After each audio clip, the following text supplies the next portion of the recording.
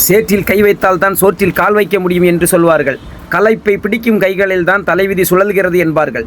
முரட்டு கரங்கள் மண்ணை தழுவ பச்சை பயிர் தலையசைக்கிறது. விதைகள் மட்டும் விதைக்காதே, நீ விழிப்புணர்வையும் சேர்த்து விதை. நீ விதைத்த விதை உறங்காது, அதை இயற்கை உரமிட்டு காப்போம்.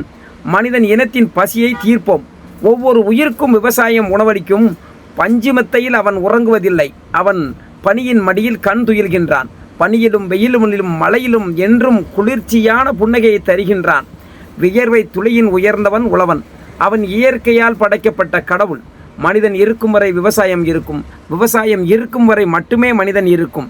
விவசாயம் என்றும் அழியாது, அழிந்தால் விவசாயம் இருக்காது, உலகமே இருக்காது. கடவுளில் படைப்பினில் விவசாயம் ஒரு கடவுள்தான் என்பார்கள். அதுபோலதான் ஒவ்வொரு மணியும் ஒவ்வொரு வியர்வையும் ஒவ்வொரு துளியும் விவசாயியின் பலமாக இருக்கும். அதுவே நாட்டிற்கு உணவாக இருக்கும். ஒவ்வொரு உயிரினத்திற்கும் உணவளிக்கும் தொழில் விவசாயம் என்றால் விவசாயத்தை பார்க்கும் விவசாயியும் கடவுள் என்பார்கள். ஆம், சரித்திரம் படைக்கும் விவசாயம். அழியாமல் காப்போம் இளம் தலைமுறையுடன்.